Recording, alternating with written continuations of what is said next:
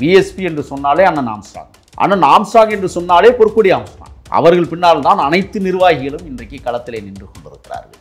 ஆனால் ஆனந்தன் ஒரு அள்ளிச்சில்களை வைத்துக்கொண்டு அண்ணனுடைய குடும்பத்தை பிரித்து அவர்களில் இருவரை தன்னகத்தை வைத்துக்கொண்டு தமிழ்நாட்டு அரசியல் தளத்தில் நானும் ஒரு தலைவன் என்று பொம்மலாட்டம். எங்கேயாவது நீங்கள் அண்ணன் ஆம்ஸ்ட்ராங் பேட்டி கொடுத்து பார்த்துருக்கீங்களா?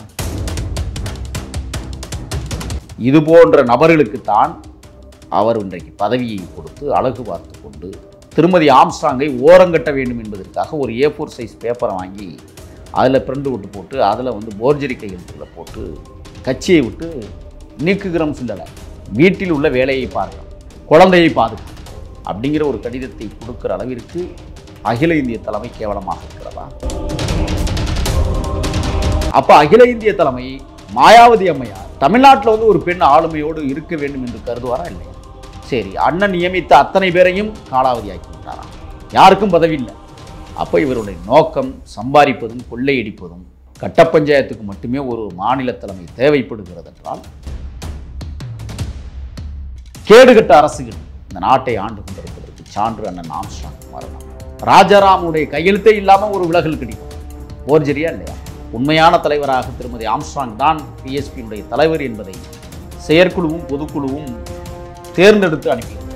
இதற்கிடையில் குடும்பத்தை எப்படி குழப்படி உருவாக்கினார்களோ அதேபோல் கட்சிகளும் குழப்பத்தை உருவாக்குவதற்கு ஆனந்தம் போன்ற தலைமைகள் தொடர்ந்து துடித்துக் கொண்டிருப்பதை தான் நான் பார்க்கிறேன். தைரியம் இருந்த ஆனந்தனுக்கு நான் சவால் விடுகிறேன். ஆனந்தன் அவர்களே, செல்வ பெருந்தகை தான் குற்றவாளி என்றால் ஆதாரத்தை வெளியிடுங்கள். தைரியம் இருந்தா அண்ணனுடைய கொலையை சிபிஐ விசாரணைக்கு எடுத்துச் செல்ல வேண்டும் என்று எங்காவது ஆனந்தன் பேசியிருக்கிறாரா? வழக்கை சாதி ரீதியாக கொண்டு போய் முடிப்பதற்கான சதி வேலைகளில் திராவிட முன்னேற்ற கழக அரசு தொடர்ந்து இயங்கிக் கொண்டிருப்பதை நமக்கு எடுத்துக்காட்டு. ஆக செல்வ பெருந்தகை விசாரிக்கப்பட வேண்டியவர். ஆனந்தன் சொல்லிவிட்டார் என்பதற்காக இல்லை. 2026 அண்ணன் களத்தில் நின்றால் அதிக பெரும்பான்மையான வாக்குகளை பெற்று விடுவார் என்கிற அரசியல் சதுரங்கத்தில் வெட்டி நிறுத்தப்பட்டிருக்கிறார் என்கிற சந்தேகம் நமக்கு இருக்கிறது. அந்த சந்தேகத்தின் உந்துதலாக சேகர் பாபு இருப்பார் என்கிற சந்தேகம் நம்மளுக்கு இருக்கிறது.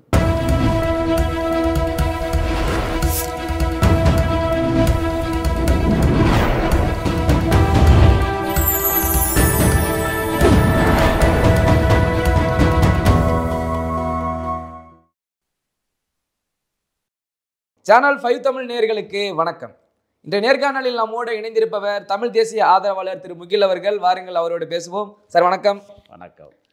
இன்னைக்கு செய்தி பார்த்துருப்பீங்க. அதாவது மறைந்த ஆம்ஸ்ட்ராங் அவருடைய மனைவி பொற்கொடி அந்த கட்சியில் ஒரு முக்கியமான பதவியில் இருந்தாங்க. அவங்கள பதவியிலிருந்து நீக்கம் பண்ணிட்டு நீங்கள் அந்த வழக்குகளை பாருங்கள், கட்சி பணிகளை நாங்கள் பார்க்குறோன்ற மாதிரி அந்த கட்சியின் தலைவர் ஆனந்தன் சொல்லியிருக்கிற தகவல் வந்திருக்கு. அதற்கான எதிர்த்தரப்பு கருத்துக்களையுமே அவங்க பொற்கொடியெல்லாம் தெரிவிச்சிருக்காங்க. இதில் உள்ள உண்மைத்தன்மை என்ன சார்? ஆக்சுவலாக மாபெரும் பெண் அடிமைவாதியாக ஆனந்தன் பிஎஸ்பியிலே செயலாற்றி கொண்டிருக்கிறார் என்பதற்கு சான்று. குழந்தைய பாருங்கள், குண்டி எழுவன் சொல்கிறதுக்கு இவர் யார்? முதல்ல ஒரு கட்சி நடவடிக்கை என்பது என்ன? கட்சிக்கு விரோதமான செயல்களில் ஈடுபடுகிறார் என்றால் முதல்ல ஒரு நோட்டீஸை கொடுப்பாங்க. கட்சி கட்டுப்பாட்டை மீறி நீங்கள் செயல்படுவதாக தலைமைக்கு தகவல் வந்திருக்கிறது, உடனடியாக தங்களுடைய கருத்துக்களை தெரிவிக்க வேண்டும். குறிப்பாக 15 நாட்களுக்குள் உங்களுடைய அந்த இதை நாங்கள் எதிர்பார்க்குறோம்னு தலைமை சொல்லும். அதுக்கு இவங்க ஒரு பதில் சொல்லுவாங்க. அது ஏற்றுக்கொண்டால் சரியாக இருக்கிறது என்றால் அவங்க பதவியில் நீடிப்பாங்க. தலைமை ஏற்றுக்கொள்ளவில்லை என்றால் அந்த பதவியிலிருந்து தூக்கி அடிப்பாங்க. அடிப்படை உறுப்பினர் பதவியிலிருந்து சுத்தமாக தூக்குவாங்க. மரியாதைக்குரிய திருமதி ஆம்ஸ்ட்ராங் அவர்கள் ஒரு மாநிலத்தினுடைய முதன்மை தலைவர். அவரை நீக்குவதற்கு அவருக்கு கீழே பணி செய்யக்கூடியவர்கள் எப்படி நீக்க முடியும்?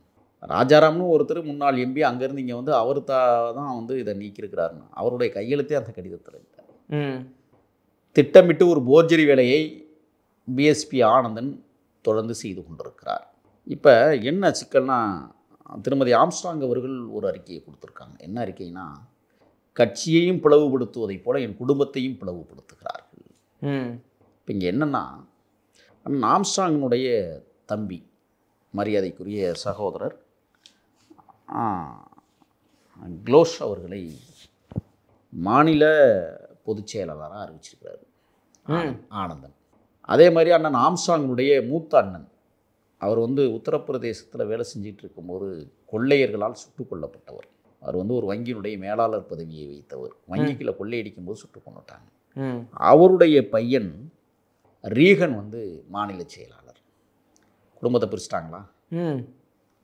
அண்ணி வந்து குறிப்பாக ஆம்ஸ்ட்ராங் திருமதி அவர்கள் என்ன சொன்னாங்கன்னா, அண்ணன் வெள்ளிக்கிழமை வெட்டப்படுகிறார், சனிக்கிழமை மாயாவதி வருகிறார், ஞாயிற்றுக்கிழமை பொத்தேரியிலே உடல் அடக்கம் செய்யப்படுகிறது, திங்கட்கிழமை மாநில தலைவராக என்னை ஆக்குங்கள், நான் அண்ணனுடைய வழக்கை சிபிஐக்கு எடுத்துச் செல்கிறேன், நான் உச்சநீதிமன்றத்தினுடைய வழக்கறிஞராக இருப்பதால் பத்திரிகைகளுக்கு பேட்டி கொடுப்பதும் அல்லது அரசு அதிகாரிகளை விரைவுபடுத்தச் சொல்வதும் முக்கியமான நபர்களை சந்திப்பதற்கு ஏதுவாக வேண்டும் என்பதற்காக மாநில தலைவர் பதவியை என்னிடம் தாருங்கள் என்று சசிகலா அம்மையார் காலில் எப்படி எடப்பாடி என்கிற டெட்பாடி விழுந்து கிடந்ததோ அதை போல திருமதி ஆம்ஸ்ட்ராங்கினுடைய காலடியில் இந்த ஆனந்தன் விழுந்து கிடந்தார் என்பதை மரியாதைக்குரிய அந்நியார் திருமதி ஆம்ஸ்ட்ராங் அவர்கள் அண்மையிலே ஒரு பேட்டியிலே நாம் பார்த்தோம்.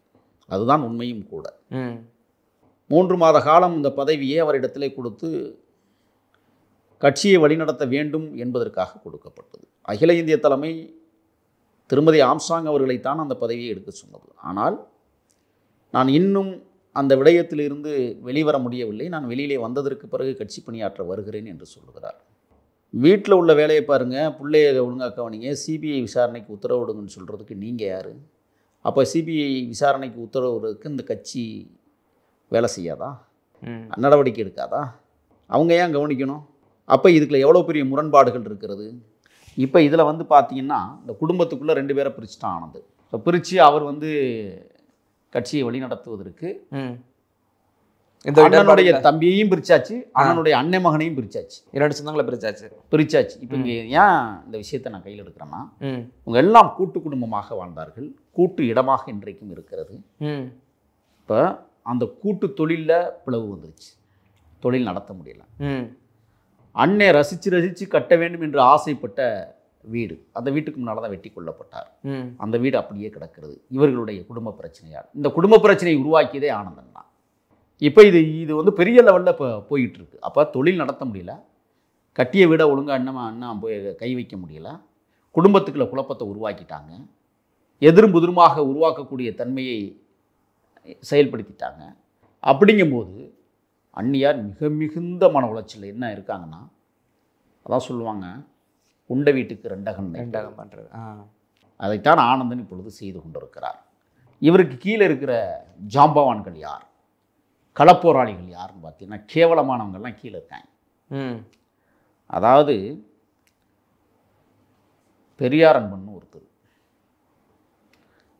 அண்ணனுக்காக இருந்தேன்னு சொல்லி பிளாஸ்டிக் சர்ஜரி பண்ணும்போது அண்ணன் கிட்டத்தட்ட 8 லட்ச ரூபா பணம் கொடுத்து தேத்தி விட்ட ஒரு நபர் ஆம்ஸ்ட்ராங் அவர்களால். அந்த பெரியார் அன்பன் இன்னைக்கு மாநில பொதுச் செயலாளர் ஆனந்த கட்சியில். அண்ணன் யாராவது பேச வர்றாங்க, வட இந்தியாவிலேருந்து பேச வர்றாங்கன்னா அண்ணனுக்கு ஹிந்தி தெரியாது, தமிழில் பேசுவதை மொழிபெயர்த்து வருகிறவரிடம் சொல்லுவதும் இல்லை அங்கேருந்து வந்தவங்க ஹிந்தியில் பேசும்பொழுது அண்ணன்கிட்ட மொழிபெயர்த்து சொல்லுவதுமான செய்சங்கர், அவரும் ஆனந்த கட்சியில் இப்போ மாநில பொதுச் செயலாளர். அண்ணனின் ஆலோசகராக இருந்தவர் இடும்பன்னு ஒருத்தர். இடும்பன்னா வந்து எப்படின்னா அண்ணனுக்கிட்ட அட்டைப்பூச்சி மாதிரி ஒட்டி கிடந்தவர், அவருக்கும் மாநில செயலாளர் பதவி ஆனந்தன் பிரிவில். ஆசிரியர் KS மோகன், அண்ணன் எங்கே போனாலும் கூட போகிறவர், ஒரு பாதுகாப்பு படைக்கு ஆள் வேணும்ல, அந்த மாதிரி கொஞ்சம் அப்படி எடுப்பும் எடுக்காமல் போன அந்த மோகன் இன்னைக்கு மாநில செயலாளர். எல்லாருக்கும் மாநில செயலாளர் பதவி கொடுத்து தக்க வைத்துக் கொள்கிற வேலையை ஆனந்தன் திட்டமிட்டு காய் நகர்த்துகிறார்.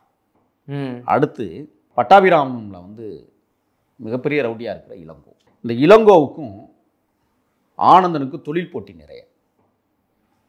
அங்கே இடம் வாங்கி விற்பதில் மிகப்பெரிய தொழில் போட்டி. அந்த இளங்கோவை எதிர்த்து கொண்டே அண்ணன் ஆம்ஸ்ட்ராங்கிடம் இவனை பற்றி இல்லா பொல்லாதெல்லாம் சொல்லி அண்ணனோட உசுப்பேத்தி அவனை இன்றைக்கு பகையாளி ஆக்கியது இந்த ஆனந்தன் தான். இளங்கோவிற்கும் அவங்களுக்கும் அண்ணன் ஆம்ஸ்ட்ராங். இப்படியான வேலைகள் மட்டும் இல்லை. அடுத்து பார்த்தீங்கன்னா இப்போ அங்கேருந்து மேலிட பார்வையாளர்கள் அப்படின்னா ராஜாராமும் ராம்சி கௌதம் என்ற 2 பேர் வந்தாங்க. இந்த ராஜாராம் பெயரில் தான் இன்றைக்கி அந்நியாரை நீக்கியதாக ஒரு A4 சைஸ் பேப்பரில் கையெழுத்து போட்டு வந்தது. அது ஒரு லெட்டர் பேட் இல்லை, A4 சைஸ் பேப்பர். இங்கே இவங்க 2 பேரும் இங்கே சென்னைக்கு வர்றாங்க, மேலிட பொறுப்பாளர்கள் வர்றாங்கன்னா அண்ணா அறிவாலயத்துக்கு பக்கத்தில் ஹயத் ஹோட்டலில் தான் அறை போடுறது. யார் போட்டு கொடுக்குறது? ஆனந்தன். அறை போட்டு கொடுக்கறது மட்டுமல்ல, அந்தரங்க விஷயங்களுக்கும் ஆனந்தன் பயன்படுகிறார். மது மாது எல்லாம். அப்போ இந்த மேலிட பொறுப்பாளர்கள் யார் பக்கம் நிற்பாங்க?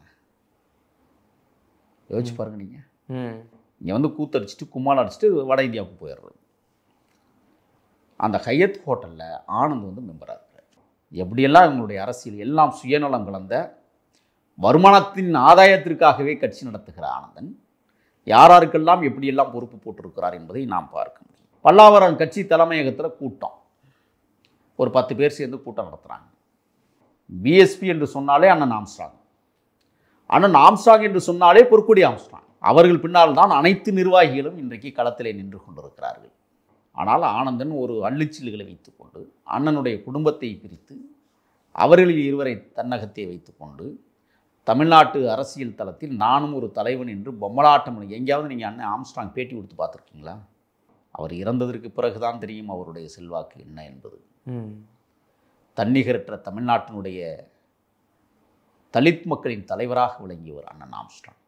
இதில் இப்போ டேவிட் என்பவர் மாநில இளைஞரணி தலைவர். அவர் தான் சரக்கு ஊற்றி கொடுக்குறது எல்லாருக்கும். இந்த டேவிட் ரொம்ப முக்கியமான ஆள். ஏன்னு கேட்குறீங்களா? கல்பனான்னு ஒரு அம்மா, அந்த அம்மாவுக்கு தான் இப்போ மாநில மகளிர் பாசறை தலைவர் நேற்று அறிவிச்சிருக்கிறாங்க. இந்த டேவிட்டும் கல்பனாவும் லிங்கு. எதில் லிங்கு? எல்லாத்துலேயும் லிங்கு. புரியும்னு உங்களுக்கு நினைக்கிறேன். இது போன்ற நபர்களுக்குத்தான் அவர் இன்றைக்கு பதவியை கொடுத்து அழகு பார்த்து கொண்டு திருமதி ஆம்ஸ்ட்ராங்கை ஓரங்கட்ட வேண்டும் என்பதற்காக ஒரு A4 சைஸ் பேப்பரை வாங்கி அதில் பிரிண்ட் விட்டு போட்டு அதில் வந்து போர்ஜரி கையெழுத்துக்களை போட்டு கட்சியை விட்டு நீக்குகிறோம் சொல்லலை. கவனிச்சு பார்த்தீங்களா? வீட்டில் உள்ள வேலையை பார்க்கணும், குழந்தையை பாதுகாக்கவும், சிபிஐ விசாரணைக்கு நீங்கள் முயற்சி பண்ணணும் அப்படிங்கிற ஒரு கடிதத்தை கொடுக்குற அளவிற்கு அகில இந்திய தலைமை கேவலமாக இருக்கிறதா? அப்போ அகில இந்திய தலைமை மாயாவதி அம்மையார் ஒரு பெண், தமிழ்நாட்டில் வந்து ஒரு பெண் ஆளுமையோடு இருக்க வேண்டும் என்று கருதுவாரா இல்லையா?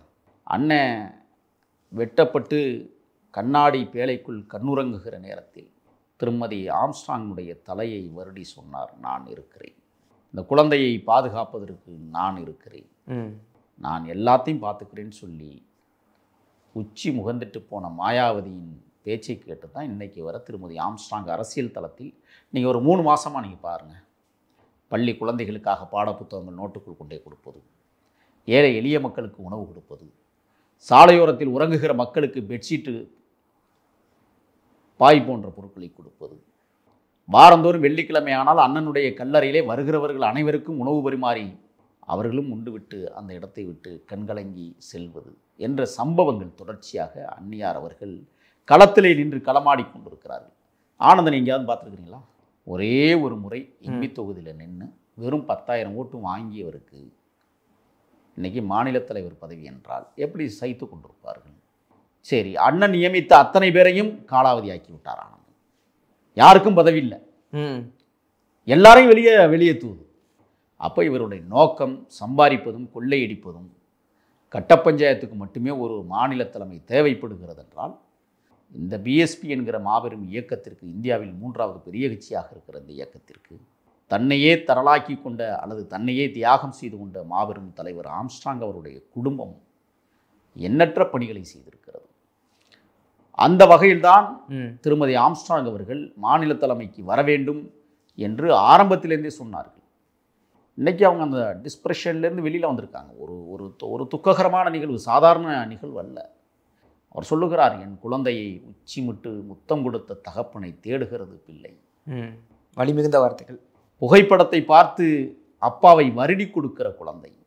அதுக்கு இன்னும் பேச்சு அல்ல, ஆனால் கேட்குதான், மாலை எதுக்கு அப்பாவுக்கு போட்டிருக்கிறீங்கன்னு கேட்குதான். இதை விட வலி நிறைந்த பயணம் எங்காவது உண்டா? கொடுங்கோளர்கள் கொடுமையாக கொன்றார்கள். என்ன பாவம் செய்தார் அண்ணன் ஆம்ஸ்ட்ராங்? என்ன துரோகம் செய்தார்? திட்டமிட்ட அரசியல் படுகொலையை அரங்கேற்றி இருக்கிறது இந்த அரசுகள். செம்பியம் காவல் நிலையத்திற்கு 100 அடி தூரத்தில் இருக்கிற ஒரு வீட்டுக்கு பக்கத்தில் வந்து போகிற மாபெரும் தலைவனை பாதுகாக்க துப்பில்லைன்னா இதெல்லாம் என்ன அரசு? கேடுகட்ட அரசுகள் இந்த நாட்டை ஆண்டு கொண்டிருப்பதற்கு சான்று அண்ணன் ஆம்ஸ்ட்ராங் மரணம். 3000க்கும் மேற்பட்ட சட்ட வல்லுநர்களை உருவாக்கிய சாதனையாளன் அண்ணன் ஆம்ஸ்ட்ராங். பொத்தேரியின் ஆற்றுக்கரை ஓரம் அரச மரத்தின் நிழலில் அழகாய் உறங்குகிற அண்ணனை வாரந்தோறும் போய் பார்த்து வருகிற லட்சக்கணக்கான தொண்டர்கள் அண்ணியின் பக்கம் நிற்கிறார்கள். திருமதி ஆம்ஸ்ட்ராங் பக்கம் நின்று கொண்டிருக்கிறார்கள். அவர்கள் சொன்னார்கள், சட்ட ரீதியான நடவடிக்கையை நான் மேற்கொள்வேன். எப்படி? ராஜாராமுடைய கையெழுத்தே இல்லாமல் ஒரு விலகல் கடிதம் போர்ஜரியா இல்லையா? அப்போ அவங்க என்ன பண்ணுவாங்க? சட்ட ரீதியான நடவடிக்கைகளில் இன்றைக்கு இறங்கியிருக்கிறார்கள். இன்று காலை நாம் பேசி கொண்டிருக்கிற நேரத்தில் காவல் நிலையத்திலே புகார் அளித்திருக்கிறார்கள். சட்ட ரீதியான நடவடிக்கையை மேற்கொள்ள வேண்டும். அகில இந்திய தலைமைக்கு இன்றைக்கு அவர்கள் செயற்குழு கூட்டத்தில் ஒப்புதல் அளிக்கப்பட்டதின்படி உண்மையான தலைவராக திருமதி ஆம்ஸ்ட்ராங் தான் பிஎஸ்பியினுடைய தலைவர் என்பதை செயற்குழுவும் பொதுக்குழுவும் தேர்ந்தெடுத்து அனுப்பியிருக்கிறது. தலைமை இன்றி இன்னும் இந்த வாரத்தில் முடிவு செய்துவிடும். இதற்கிடையில் குடும்பத்தை எப்படி குழப்படி உருவாக்கினார்களோ அதேபோல் கட்சிகளும் குழப்பத்தை உருவாக்குவதற்கு ஆனந்தம் போன்ற தலைமைகள் தொடர்ந்து துடித்து கொண்டிருப்பதைத்தான் நான் பார்க்க முடிகிறது. ஓகே சார், அதில் குறிப்பாக எனக்கு ஒரு கேள்வி என்னென்னா, காங்கிரஸ் கமிட்டியின் தலைவர் செல்வப்பெருந்தகையினுடைய பெயரும் அடிபட்டு சென்றது என்ன காரணம்? அது நான் கேட்குறேன். ஆனந்த் வந்து ஓயாமல் சொன்னார்ல செல்வப்பெருந்தகை, அதில் ஒரு காரணம் இருக்கிறது. அஸ்வத்தாமன் யார்? காங்கிரசினுடைய மாநில இளைஞரணி தலைவர். யாரால் நியமிக்கப்பட்டவர்? செல்வப்பெருந்தகையால் நியமிக்கப்பட்டவர். அஸ்வத்தாமன் யார்? ரவுடி நாகேந்திரனுடைய மூத்த மகன். ரவுடி நாகேந்திரன் யார்? ஆம்ஸ்ட்ராங் கொலையில் முதல் குற்றவாளி. லிங்கு வருதா? சரி, ஆனந்தன் சோர்ஸ் இருக்குன்னு சொன்னார்ல, ஆதாரங்கள் இருக்கிறதுன்னு சொன்னார்ல. தைரியம் இருந்த ஆனந்தனுக்கு நான் சவால் விடுகிறேன். நான் பிஎஸ்பி இல்லை, நான் ஒரு தமிழ் தேசியவாதி. ஆனந்தன் அவர்களே, பெருந்தகை தான் குற்றவாளி என்றால் ஆதாரத்தை வெளியிடுங்கள். தைரியம் இருந்தா, தெம்பு இருந்தா, திராணி இருந்தா, நீங்கள் ஒரு ஆண்மகன் என்றால் ஆதாரத்தை வெளியிட்டு பாருங்கள்.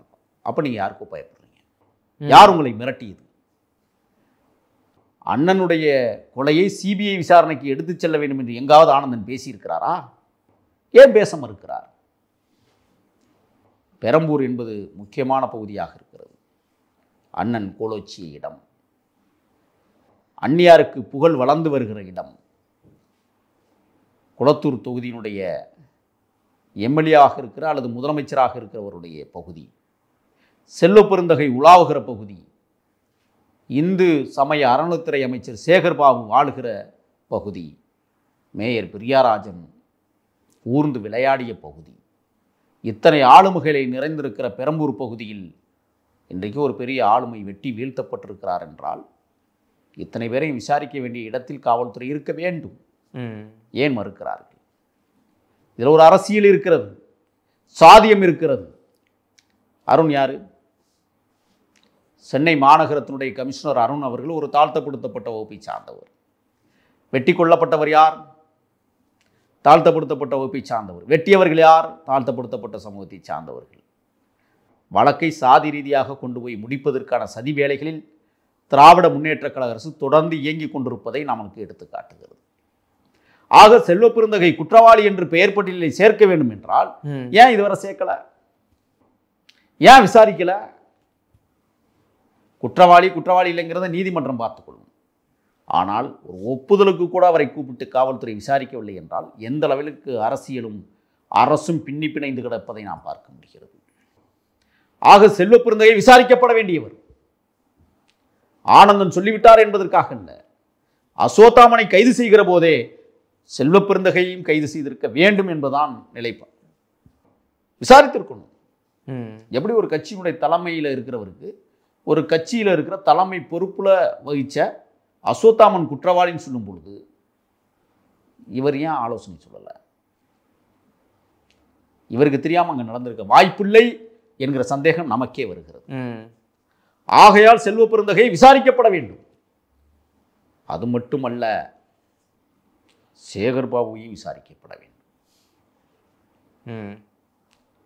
கொளத்தூர் தொகுதியில் அண்ணன் ஆம்ஸ்ட்ராங் போட்டியிடுகிற போது 17,000 வாக்குகள் வாங்கியிருந்தார். தமிழ்நாடு முதலமைச்சர் அவர்கள் அந்த தொகுதியிலே போட்டியிட்ட போது அவரை எதிர்த்து நின்று அண்ணன் 17,000 வாக்குகள் வாங்கியிருந்த போது 2021.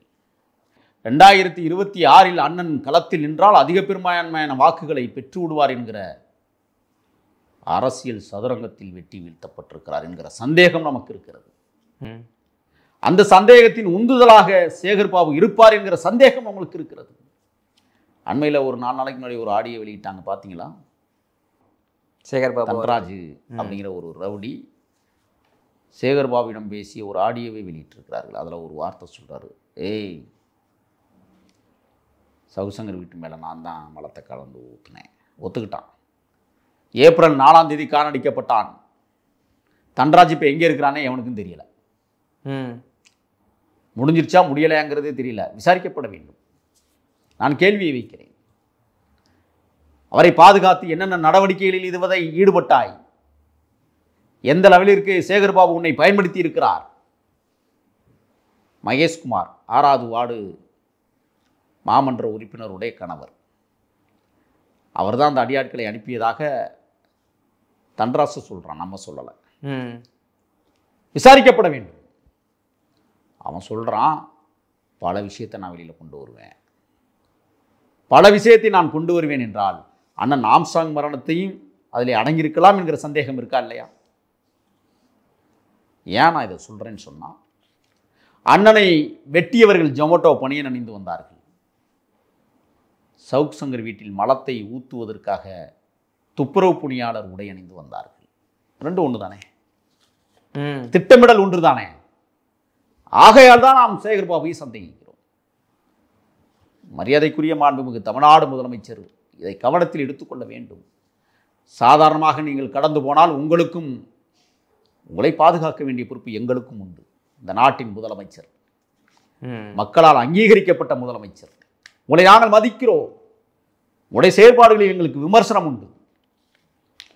உங்களை பாதுகாக்கிற இடத்தில் எங்களுக்கும் பொறுப்பு இருக்கிற காரணத்தால் சொல்லுகிறேன், குற்றவாளிகளை நீங்கள் தொடர்ந்து மூடி மறைக்க வேண்டாம். குற்றவாளிகளை நீங்கள் பாதுகாக்க வேண்டாம். குற்றவாளிகளை தொடர்ந்து குதூகலத்தில் உட்கார வைத்து அவர்களை ஆசுவாசப்படுத்த வேண்டாம். யார் குற்றவாளிகள் என்பதை கண்டறிந்து குற்றவாளிகளை கூண்டிலில் நிறுத்துவதற்கு அன்னையார் சொன்னாங்க, திருமதி ஆம்ஸ்ட்ராங், நான் எதற்காக பயப்பட வேண்டும்? சட்டம் இருக்கிறது என்று சொன்னார். ஆமாம், அவர்கள் சட்டத்தின்பால் நின்று கொண்டிருக்கிறார்கள். ஆனால் சில பேர் ரவுடிகளை நம்பியே நின்று கொண்டிருக்கிறார்கள். அந்த பழி இந்த முதலமைச்சருக்கு வந்துவிடக்கூடாது என்பதை எச்சரிக்கையோடு சொல்லுகிறேன். உண்மையான விஷயங்களை உலகத்திற்கு உணர்த்துங்கள். போலியானவர்களை அடையாளம் கண்டு சட்டத்தின் முன் நிறுத்துங்கள். இதுதான் நம்மளுடைய நிலைப்பாடு. ஓகே சார், இப்போ இது வரைக்கும் நான் பேசுனது எல்லாமே ஒரு பட்டியலின மக்களை சார்ந்த ஒரு தொகுப்பாகவே போய்கிட்டு இருந்துச்சு. இதே நேரத்தில் நேற்று அந்த சின்னத்துறை என்ற மாணவனை தெரியும் உங்களுக்கு, முன்னாடி அறுவாள் வெட்டினாங்க. இப்போ நேற்று அந்த பையனை மறுபடியும் தாக்குதலுக்கு உள்ளாக்கியிருக்காங்க. அந்த பையனை அது நடந்துட்டு இருக்க அதே நேரத்தில் திரௌபதி அம்மன் கோயில் நடை திறப்பு ஒரு பக்கம். இதெல்லாம் பார்க்கும்போது ஏதோட சம்மந்தப்படுத்தி பார்க்குற மாதிரியான ஒரு தோரணையிலே தெரியுது. என்ன காரணம்? தொடர்ந்து தாழ்த்தப்படுத்தப்பட்ட மக்களை வஞ்சிக்கிற அரசாக இந்த திராவிட அரசுகள் தொடர்ந்து செயலாற்றி கொண்டிருப்பதற்கு நிறைய நாள் சொல்ல முடியும். 1978களில் கீழவெண்மணியில் 46 சேரி மக்களை உயிரோடு தீ வைத்து கொளுத்தப்பட்ட சம்பவத்திலிருந்து திராவிட இயக்கத்தினுடைய அட்டூழியம் தொடங்கியிருக்கிறது என்று தான் நான் குற்றச்சாட்டு வைக்கிறேன். இதுவரை எண்ணற்ற படுகொலைகள் சேரிகளில் இந்த ஆண்டு மட்டுமே கிட்டத்தட்ட 6820க்கும் மேற்பட்ட படுகொலைகள் தமிழ்நாட்டுகளில் நடந்திருக்கிறது. மேல்பாதி திரௌபதி அம்மன் கோவிலுக்குள் தாழ்த்தப்படுத்தப்பட்ட மக்களை கோயிலுக்குள் நுழைய விடவில்லை என்றால் அந்த கோயில் இருந்தான்னா இடித்தால் என்ன? இன்றைக்கி அந்த மக்கள் என்ன சொல்கிறாங்க? இடிக்கிறோம் அப்படிங்கிறாங்களாம். உயர்நீதிமன்றம் ஆணை பிறப்பிச்சு 3 மாதம் ஆகுது. ஏன் அதை உடனடியாக அன்னைக்கே நடைமுறைப்படுத்தலை? இப்போ நடைமுறைப்படுத்தப்பட வேண்டிய தேவை என்னன்னா, தம்பி 4வது முறை தாக்கப்பட்டிருக்கிறான், 3வது முறை வெட்டுப்பட்டு இருக்கிறான், 2 முறை அடித்திருக்கிறார்கள், நேத்து காயம்படுகிற அளவிற்கு அடித்திருக்கிறார்கள். இப்ப சாதியவாதிகளுடைய கை ஓங்கி கொண்டே இருக்கிறது நெல்லை மாவட்டத்தில். நான் சொல்றேன், நானும் ஆயுதம் தரித்த போர்க்களத்தில் போராடியவன். ஒரே ஒரு நாள் சரி நான் நெல்லை மாநகராட்சி அல்லது நெல்லை மாவட்டத்துக்கு நான்லாம் எஸ்பியாக போனேன்னு வச்சுக்கோங்க, வேற மாதிரி இருக்கும். உண்மையை தான் சொல்கிறேன். அங்கே ஜாதியவாதிகளை வளர்த்தெடுப்பதே இந்த திராவிட இயக்கங்கள் தான். திட்டமிட்டு வளர்க்கிறார்கள், மக்களை பிளவுபடுத்துகிறார்கள். அதனுடைய நீட்சி தான் திரௌபதி அம்மன் கோயில் பிரச்சனை. காலையில் செய்தி வருது, சமரசம் செய்து கொண்டிருக்கிறது காவல்துறை புடுங்கிறதுக்கா. என்னடா சமரசம்? கோயிலுக்குள் நுழையக்கூடாது என்று சொல்லுகிறவனை பிடிச்சி தீண்டாமை வன்கொடுமை சட்டத்தில் பிடிச்சி கைது பண்ணி உள்ள போடு. சட்டம் இருக்கும், சட்டம் பார்த்து கொடுக்கும். நீ என்ன சமரசம் செய்வதற்கு? யார்? தீவெட்டிப்பட்டி கோயில் பிரச்சனை நீங்க முடிச்சிட்டீங்களா? நான் சொல்றேன், இப்ப இன்னும் ஒரு 9 மாசத்துக்குள்ள அந்த அரசு என்ன சொல்லணும்னு சொல்றேன், உங்களுக்கு முடி வெட்டுறதுக்கு காசு கொடுக்கும். உங்களுக்கு சட்ட துணிமணி தேய்ச்சணும்னா தேய்ச்சி கொடுக்கும். அது அவங்களே கொடுத்துருவாங்க. எந்த இடத்துலையும் நீங்கள் நடந்தெல்லாம் போகக்கூடாது. உங்களுக்கு ரேபிட்டாவே வந்துடும் இலவசமாக. திட்டங்கள்லாம் வரப்போகுது. 1000 ரூபாய் என்பது 2500 மாறப்போகுது. ஆண்களுக்கும் இலவச பேருந்து வரப்போகுது. எந்த அப்ப முடிச்சுது? இன்னொன்று இருக்குது, கோயிலுக்கு போறியா, பழனி பாத யாத்திரை போறியா, உனக்கு எல்லா செலவும் நாங்கள் ஏற்றுக்குவோம். ஏன்னு கேட்குறீங்களா? இஸ்லாத்துகளுக்கு இங்கேருந்து அந்த ஹமாஜுக்கு போகிறதுக்கு ஹஜ் பயணம் போகிறாங்களே, தமிழ்நாடு அரசு உதவி பண்ணுதில்ல, எங்களுக்கு உதவி செய்யணும் இந்துக்கள் போராடுறான். அப்போ எங்கே போவான்? காசிக்கு போவான். காசு கொடுன்னு கேட்க போகிறான். நீ என்ன செய்வ? காசிக்கு போவதற்கு மக்களுக்கு இலவசம், அரசே செலவை ஏற்றுக்கொள்ளும். என்ன திட்டங்கள் பார்த்தீங்களா? ஆனால் திரௌபதி அம்மன் கோயிலுக்குள்ள நுழைய முடியாது. ஏன்னா சாமியே தீட்டுப்பட்டு கிடக்கிறது. நான் சொல்கிறேன், இடிக்கிறேன்னு சொல்கிறவனை ஏன் கைது பண்ணலை? என்ன சமரசம்? தீவெட்டிப்பட்டி கோயில் பிரச்சனை தீர்த்துட்டீங்களா? எதுக்காக அதெல்லாம் சொல்ல வந்தேன்னா, இந்த 9 மாதத்துக்குள்ள இந்த பிரச்சனைலாம் தீர்க்கிறதுக்கு தான் இப்போ பிரச்சனை. மரியாதைக்குரிய தளபதி விஜய் அவர்கள், நான் வந்து பரந்தூர் விமான நிலையம் போகிறேன்னு சொன்னோன்னே பதறினீங்கல்ல, வேங்கவேலுக்கு போகிறேன்னு சொன்னோன்னே குடிச்சவனே குற்றவாளி ஆக்கிவிட்டீங்கல்ல. 3 வருஷமாக தேடினானா சிபிசிஐடி. யாரை? குற்றவாளியை தேடி கண்டுபிடிக்க 3 வருஷம் தேடி குடிச்சவனே குற்றவாளி. எப்படி இருக்கு? கன்னியாகுமரி ஸ்ரீமதி மரண வழக்கில் முதல் குற்றவாளியே ஸ்ரீமதியினுடைய அம்மா. பள்ளிக்கூடத்தை அவங்க தான் வந்து எரிச்சாங்களாம். 693வது குற்றவாளினா தெரியுமா உங்களுக்கு? வலைவழித்தளத்தில் பிரச்சனையை ஏற்படுத்துகிறானா, கலவரத்தை தூண்டுகிற வகையில் பேசுகிறானா. யார் கலவரத்தை தூண்டுகிறார்கள்? எல்லா பிரச்சனைக்கும் காவல்துறை தான் காரணம். ராத்திரி தம்பி சின்னத்துறை விஷயத்துக்கு அந்த காவல்துறை துறை ஆணையர் வந்து பேசுகிறாரு. சாதிய பிரச்சனைலாம் இல்லை, அது ஃபோன் வழியாக பேசி நண்பர்கள் வர வச்சு அனுப்புனாங்க. கொடுங்குறதுக்கடா அப்புறம் இங்கே போட்டிங்க தம்பியை பாதுகாப்பதற்கு காவல்துறை, அவன் குடும்பத்தை பாதுகாப்பதற்கு எதுக்குடா காவல்துறை? பொறுத்துட்ருக்கோம். ஆயுதத்தை ஆயுதத்தால் தான் தீர்மானிக்க வேண்டும் என்று நீங்கள் முடிவெடுத்தால், ஆயுதம் எங்களுக்கு ஒன்றும் புதுசு இல்லையே, பழசு தானே. என் தலைவன் சொன்னான், எங்கள் ஆயுதங்களை நாங்கள் மௌனிக்கிறோம். அந்த வரிசையில் மௌனிச்சு வச்சுருக்கிறோம். எச்சரிக்கையோடு சொல்லுகிறேன், தென் தமிழ்நாட்டை தமிழ்நாடு அரசு தீவிரமாக கண்காணிக்கப்பட வேண்டும். சாதிய மோதல்களை கண்டுபிடிப்பதற்கு சிறப்பு குழுவை உருவாக்க வேண்டும். என் போன்ற தமிழ் தேசியவாதிகளை கண்காணிப்பதற்கு சிபிசிஐடின்னு ஒரு வெத்து பிரிவு போட்டிங்கல்ல, சிஎனா கியூ பிரான்ச், தோல் மேலே வந்து கைப்படுவான். இங்கே பையில் பார்த்தீங்கன்னு வச்சுக்கோங்க, தேசிய தலைவரோட படம் வச்சுருப்பான். தெரியுமா உங்களுக்கு? பச்சையே ஊற்றிருக்கிறான். யார் அவர்கள்? அப்படியாவது பார்த்து நம்ம அவன் பக்கம் போய் சாஞ்சு பேசிடுவோம். டேய், என் தலைவன் தமிழரசன் எங்களுக்கு அப்படி ஒரு பாடத்தை கற்றுக் கொடுக்கவில்லை. நீ யாரு? நீ பார்க்குற பார்வையிலும் உன்னுடைய பார்வை என்ன என்பதை நாங்களும் பார்த்து தான் வச்சுருக்கிறோம். தமிழ்நாடு சாதிகளாக பிரிப்பதற்கான சூழ்ச்சிகளை சங் பரிவார் கும்பல்கள் தமிழ்நாட்டை நோக்கி படையெடுத்து வந்திருக்கிறது. ஆட்சியாளர்கள் துணை போய் கொண்டிருக்கிறார்கள். எல்லா இடங்களிலும் இன்றைக்கு ஆர்எஸ்எஸ் ஊடுருவி இருக்கிறது. கேள்வி கேட்குற நீங்களே கூட ஆர்எஸ்எஸ் கூட இருக்கலாம், அப்படியும் மாற்றி வச்சுருக்கிறான் நாட்டை. அந்த மாதிரி சிஸ்டம் இருக்கா? இருக்கு.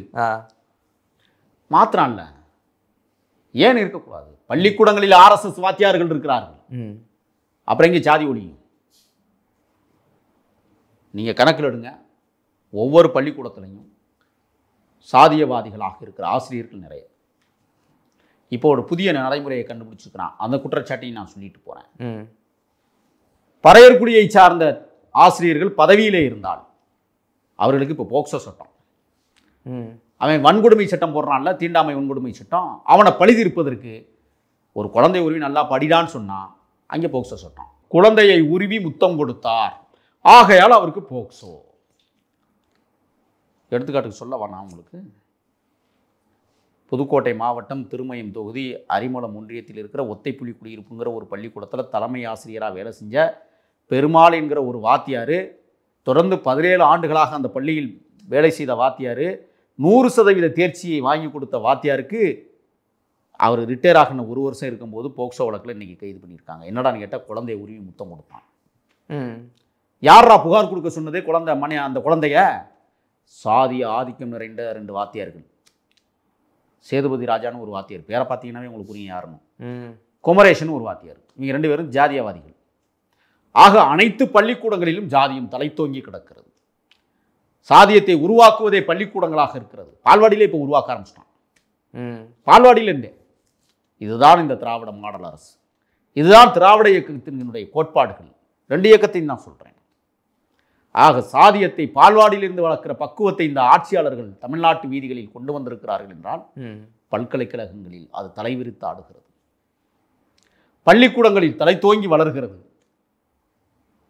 கல்லூரிகளில் அருவாள் வீசப்படுகிறது.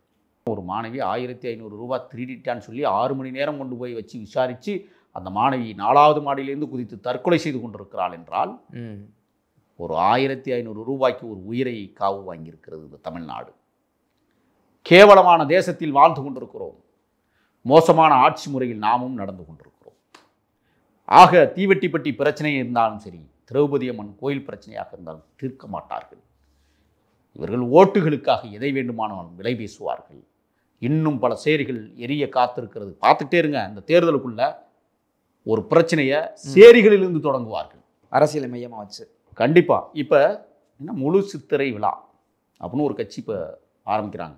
ஏற்கனவே மரக்காணத்தில் இவர்கள் செய்த நிலைப்பாடு என்ன?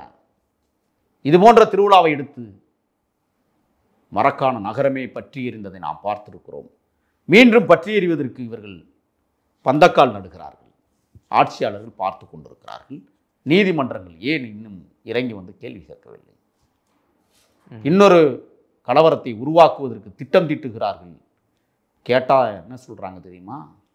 சமத்துவம் பேணி பாதுகாப்பதற்காக, சமூக நீதியை நிலைநாட்டுவதற்காக ஒரு கட்சி பந்தக்கால் நடுதான். சமூக நீதியை பற்றி அந்த கட்சிக்கு தெரியாதா?